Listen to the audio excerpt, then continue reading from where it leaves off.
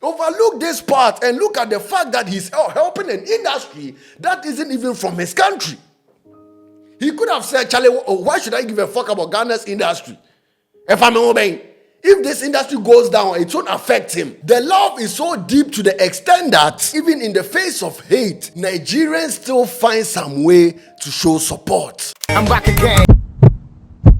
Let's have a serious conversation. It's been a long time we had a serious conversation. This conversation, they will be one of the serious ones. Okay, ever since the Igbo leader issue became public, some Ghanaians have been acting like Mr. Chukudi Yude Ihinutu Erade. Nigerians, your names.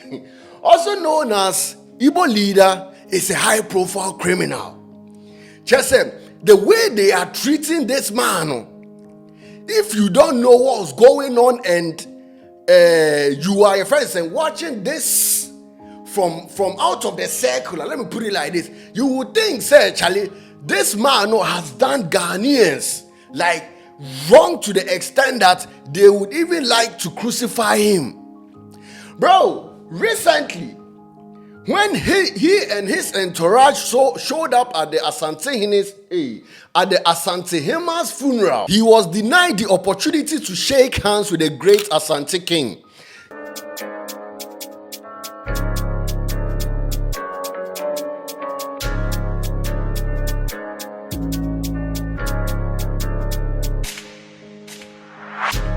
Ghanaians turned this into a whole different story, praising the linguist or Chiameno for not allowing him to shake hands with the king.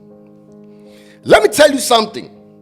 Like, I am not sure whether this decision came from the palace or even from the great Asante King himself. I think the linguist acted personally based on issues surrounding the Igbo King, rather than Asante directly refusing a handshake. Bro, if your friend is saying the Igbo King had approached Asante and Asante had declined to shake hands, I would understand, say, Charlie, your friend is saying Asante didn't want him around him.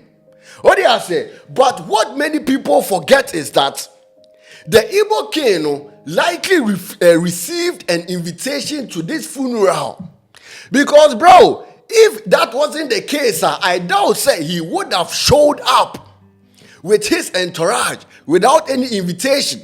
Because, Charlie, everybody has pride. Why do you and I said, why would you show up at a party you are not invited to? That's why I always say, my people, and I said, some of my people should be critical thinkers. Not because the majority is following left, also call left, without knowing the reason why they are all moving to the left. You got to see this whole issue, and I say, see things from a different perspective. Sometimes you should put personal issues aside and just follow tradition. So in this case, and I say, in my eyes, and I say, in my opinion, the linguist was wrong. He acted based on personal issues, and I say the issues Ghanaians in general have with this, your friend saying, Igbo leader. This man hasn't harmed any Ghanaian, nor is he involved in the crimes occurring in Ghana. Charlie, the only mistake this man allegedly made was was wanting to build a community exclusively for Igbo people, and I say for the Igbo tribe, which many Ghanaians, including myself, did not support. I even did a video, and I said I reacted to this issue, talking about how, and I said, talking about how I don't support this. Because if he had said, say, I'm building this community for everyone, including Ghanaians, actually go for it. But according to the news, now allegedly, he wanted to build this community for, if I say, for the Igbo tribe. And when I may say, Charlie, we not agree. What do I say? Apart from that, what has this man done wrong? Charlie, according to his website, this man has been living in Ghana since 1995. Bro, he's been living in Ghana for 30 years now. If this Igbo community issue hadn't arisen, most Ghanaians likely wouldn't have heard of him. And I said, wouldn't have heard about him. Bro, it was through this Igbo community issues. No, I heard about this Igbo, and I said, self-acclaimed Igbo King. Anka, if this issue didn't pop up, actually, who am I? What did I say? And I said, how am I supposed to know, say, Charlie, there is a Nigerian called Mr. Ihenitu living in Ghana. But once this Igbo issue, if I say pop up, no, I googled him, and right now, no, I know him through this Igbo issue. So when I say we all got to know him through this Igbo community issues now, and I say building of Igbo and Igbo community now, I am right. Because actually, he's been living in Ghana for 30 years. And no negative news ever popped up about him. Do you know why?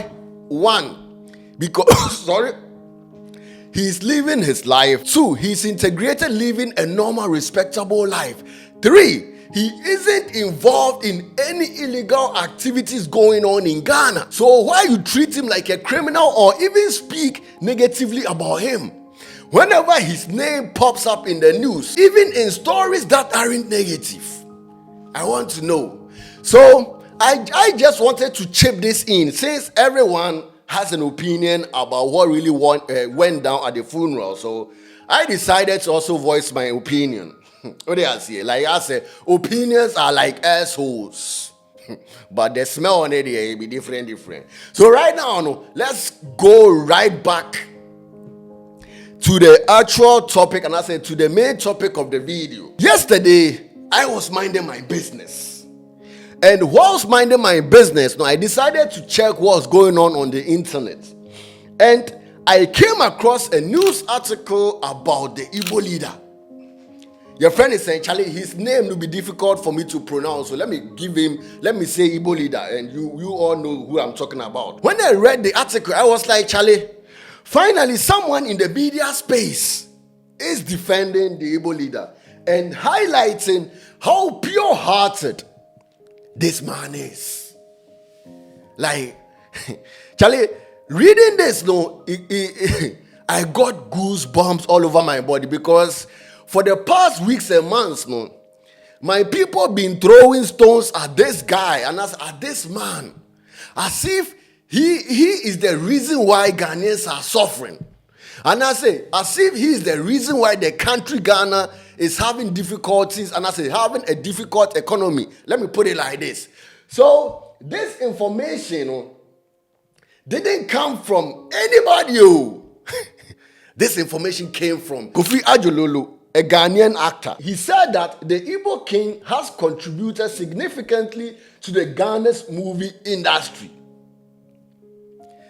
This is what he said.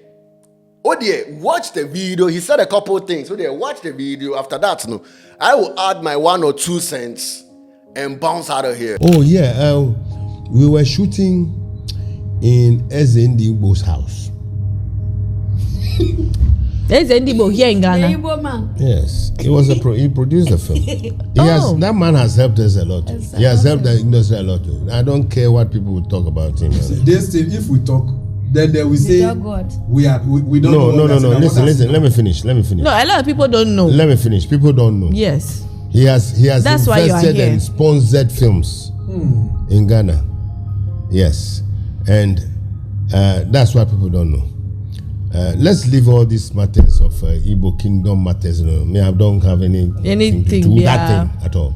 I don't care. That thing, I don't want to even know. But for what I know him for is the fact that he has helped our industry. He's given his house for us to shoot films. Yeah, he's given his cars. Wow. For us to shoot. Wow. Yes. Kofi Adjorlolo said, the Igbo King, aka Mr. Ihinetu, I hope I pronounce his surname right. Your friend saying, has always been a kind and giving person. He has always helped Ghanaian actors, actresses, producers, and filmmakers, frequently using his own resources to do so. What did I say? Like, he spends his own money on actors and filmmakers so they can shoot their films. Recently, during this National Film Authority conference, and I say meeting, financing was one of the topics they discussed at this meeting, talking about how they could get, and I say they can get people to invest in Ghana movie industry. This financing, they want to work on. What did I say? This be one of the issues Ghana movie industry is facing. And yet, the friend said the Igbo leader has been doing this on the low without even making noise around it. And this information isn't coming from hearsay. This information is coming from someone who has been close to him and who has even shot a film, I think, if I'm not wrong, produced by the Igbo King. I have often said that the Ghanaian industry needs Nigeria more than the other way around. Bro, just imagine a man from a country whose citizens, many Ghanaians, want to be driven out of their country because of the crimes of a few, is spending his own money on the Ghana movie industry. Charlie, this shows that despite the hate some Ghanaians bring toward Nigerians and even wanting them out of Ghana, Nigeria still has love for Ghana, or Nigerians still find some way to show Ghanaians some love. Charlie, the love is so deep to the extent that even in the face of hate, Nigerians still find some way to show support. I know GPS, Ghanaian Patriotic Squad, will show up in the comment section talking about, but Nigerians are committing crime in Ghana. Charlie, spare me with that shit. Like, I don't condone crime. Those individuals, should be held accountable. What do I say? No matter where they are from, even if I'm related to them, Krana, hold them accountable. But that doesn't make all Nigerians criminals. Charlie, let me tell you something. Just because 10 Nigerians commit crime, and I say are committing crime or are caught during the activities, and I say during the activity, doesn't mean that the entire nation with a population of 300 million people, are criminals or are guilty. How much sense does this, even having this in mind, make? Because whenever some Ghanaians are talking about Nigerians, that they generalize. But what they do forget, they say, Charlie, crime doesn't have a nationality. There is nothing like Nigerian crime, Ghanaian crime, or it doesn't even have a tribe like Igbo crime, Ashanti crime, friends saying, Akan crime, this and that. It exists within individuals. So when a Nigerian commits a crime, it's simply individual who committed a crime, not a reflection of a country over 300 million people. So this video you watched about Kofi Adjorlolo telling how, and I said, yeah, how he feel about the Igbo King. I got it from TikTok. So I'm like, Charlie, let me check the comment section and see what's going on. Charlie, after reading a couple comments from Ghanaians, obviously Ghanaians under this video, I have come to a conclusion that no matter how many times you help a Ghanaian, they will always recall that one time you didn't help. Kofi Adjorlolo was talking about how the Igbo leader has helped the Ghana movie industry and even gave out his cars for them to shoot movies and this. Like, he wanted to show that, and as he wanted Ghanaians to know, say, Charlie, you're first saying, beyond this Igbo community issue, this guy also has this part I want you people to focus on. And he decided to bring it to light. Let me read a couple of the comments and let's go further. I was shocked. So shooting a movie in his house makes him a good man. Don't you know people's agenda can be manipulative? So the fact that he has helped the movie industry, so we should sell Ghana for him, Who told you, say he wants to buy Ghana? And I said, who told you? Like, Ghanaians like to exaggerate things. Bro, most of them don't know what's going on. They are following the majority in the name of being patriotic, not because they know what's going on. Charlie, he's saying, this man has done good things. He gave us his house to shoot movie, this and that. And look at what they are writing. Just say they are overlooking the fact that this man has once helped the Ghana movie industry, or is even still helping the Ghana movie industry, but just doesn't talk about it. I know the Ghanaians don't want to see that part. All what they do see, they say, he wants to build an Igbo community. Yeah, you know, and I know we have talked about it. We have all said, Charlie, no, we don't agree. Let this case sleep. What do I say? Let this case sleep. For how long do you want to chew this? Sometimes, no, Munjai exaggerating. This issue came, we have all talked about it. Let it be. There's a phrase in Akan, Onipaya dia osai. When someone does good, praise this person. If you don't want to praise this person, don't spoil his name. Overlook this part and look at the fact that he's helping an industry that isn't even from his country. He could have said, Charlie, why should I give a fuck about Ghana's industry? If this industry goes down, it won't affect him. But he's been in Ghana for 30 years and been like, Charlie, this is my second home, and I also want to show some appreciation. Let me help the industry that is falling apart. To this day, no one in Ghana has ever been able to help the industry, and as whether it's music or movie industry, to come back to life. Point me any rich Ghanaian, fuck it, not even rich. Point me any Ghanaian that is ready to invest his hard-earned money in the movie industry and being like, okay, I'm just helping you. Charlie, ungratefulness, no, I think it be disease. What are you talking about? And someone reacted. That's why Ghanaians don't help fellow Ghanaians, because you Ghanaians have devil heart. Your Ghana brother do say it in my office. This Ghana brother is probably my missing brother, my prodigal brother. This is not coming from you. I thought I've been the only person that is feeling this type of energy from some Ghanaians. But it's been like, Charlie, other Ghanaians have also sensed it too. So that makes him a good man, because he gave you his cars and house and fund your shooting. Does that mean he's entitled to jeopardize the peace of a whole country with a title and parade as so? This is coming from the person who posted a video, the creator himself. A lot of you are saying he's not a good man, but what wrong and damage has he caused in Ghana or to Ghanaians? You are forgetting the good deed he did and crucifying him for the bad he has not done. Yentuaso. And should we end it here or we should continue? You follow me? Like, what at all? He has, Charlie, if he had harmed a Ghanaian, let's say, Charlie, like to the extent that this Ghanaian is suffering some mental illness, bro, I'll be like, remove him. But he hasn't done anything. Just living his life. For over 30 years he's been in Ghana. Have you ever heard any bad news surrounding him? No. So why you want to crucify him for what he hasn't done? These are the comments under the video. Meanwhile, the topic of the video was something else. One thing about some Ghanaians is that when they dislike someone, they expect every Ghanaian to have the same energy towards this person. Like, if I don't like this guy, I expect every Ghanaian, whether you are related to me or not, Charlie, as long as I don't like this guy, you don't have to like him. For what reason? Your Ghanaian brother doesn't like him, so you too don't like him. Finish.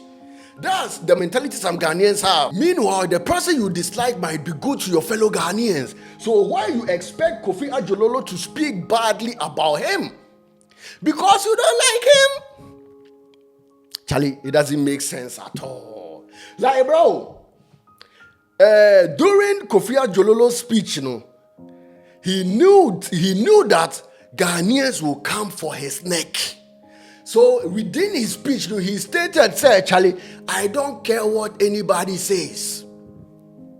What did I say? He stood to what he was about to say, and I said he was saying so. He first made it clear, said, Charlie, I don't give a fuck about what you think about me or about him. He sees the help the Igbo King has offered the industry. So why should he let people not liking the Igbo King prevent him from showing gratitude for what he has done? Right now, Point me to any Ghanaian with money who is willing to invest in the Ghanaian industry or is ready to pay actors and filmmakers expenses for them to shoot a movie. Bro, sometimes we shouldn't let emotions make us think like animals. Put emotions aside. Emotions, if you speak or think with emotions, 9 out of 10, whatever comes off your mouth will be senseless. And this is how the majority of Ghanaians are behaving toward this Igbo man. When someone has treated you well many times, we should remember those occasions rather than focusing on the one time he did wrong. Like, I won't even say he did wrong.